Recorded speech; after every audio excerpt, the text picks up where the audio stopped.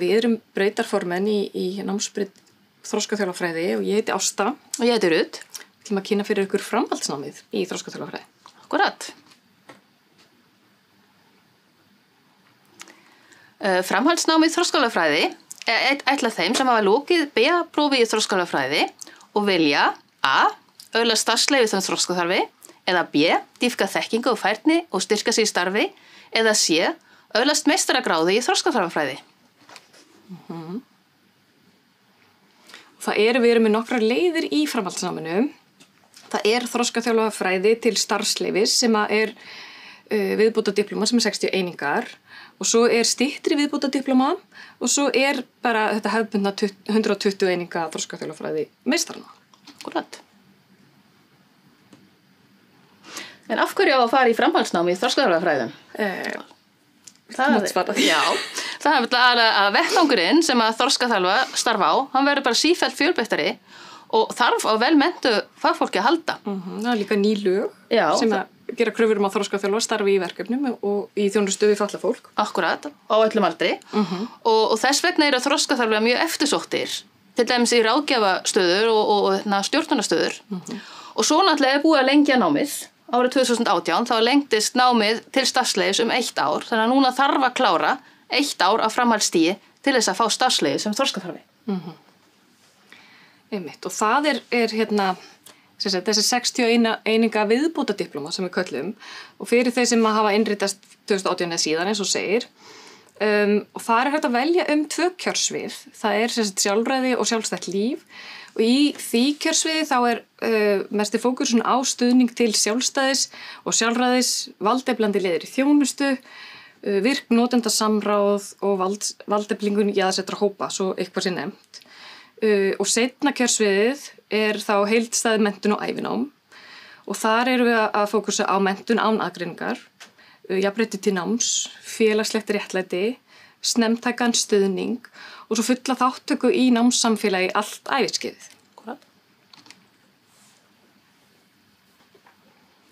Og þó erum við þarna með styttri viðbótardiplómu, 30 einingar og hún svona fyrst og fremst hugsa kannski fyrir þroskaþjálfa sem hafa verið í starfi í nokkur ár og vilja styrkja sig og auka starfs, fræðilega reynslu kannski og þá námið bæði fræðilegt og starfstengt.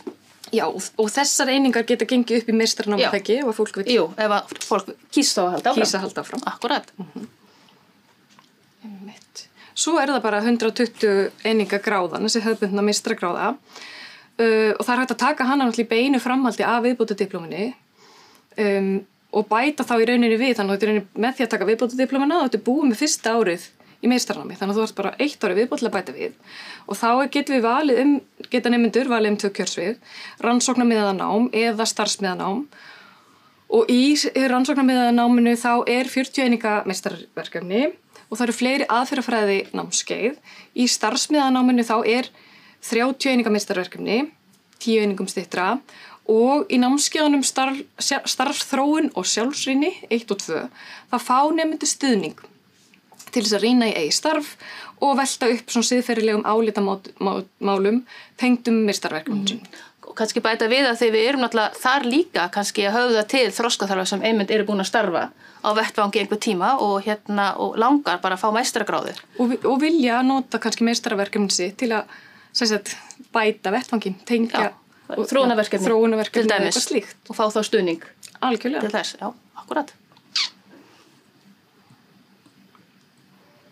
Já, og það sem námið var lengt og þá fór fram mikil þróunarvinna og það voru þróið þó nokkuð ný námskeið fyrir nýju námsleiðin okkar en það eru allir nemendur í framhaldsnámi hjá okkur sem að geta tekið þessi námskeið og það til dæmis námskeið mannréttindi í heimi magbreytileikans eða nýtt vettvangsnám, tengsl fags og fræða og svo eru þarna kjörsviðanámskeiðin en svo kjörsviðinu sjálfræði og sjálfstætt líf þá það námskeið sjálfræði og kynverund eða valdeflandi leiði í þjónustu og á hinu kjörsviðinu heilstæð menntun og ævinám þá það þroskaþjálfa í menntakerfinu og árangursríkur stuðningur og hagnýting matstækja. Svo erum við nokkuð valnámskeið líka, innbyrðing konar, algjört hönnun, starfstengd, leiðsögn og handleiðsla, Og svo meistaranámskeiðin sem kannski sérstaklega ætla nemendum í meistaranámi þá, 120 einingar, það rannsóknir með fötluðu fólki og svo nýja námskeiðin starfsþróun og sjálfsýni, 1 og 2. Ansi mikið af nýjum námskeiðum. Akkúrat. Já, inntökuskilyrðin eru hérna BA-próf í þroskaþjálfafræði með fyrsta einkunn 7,25 og þetta gildi það bæði inntöku í viðbótardiplómuna 60 eininga og líka í meistaranámið 120 einingana. Inntökuskilyrðin í 30 eininga diplómuna, eða ekki? Já, það er bara BA-gráða. En sem sagt, allir sem ljúka þessa viðbótardiplómu með fyrsta einkunn getur þá fengið námetið til meistaraprófs í fæðinu. Akkúrat. Já, annað mikilvægt. Námið kennt bæði í staðnámi og fjarnámi. Nemendur í fjarnámi þurfa að gera ráð fyrir viðveru í rauntíma reglulega í náminu. Hérna getur verið að ræða staðnám í kennslulótum eða rafræna kennslu í gegnum fjarfundabúnað.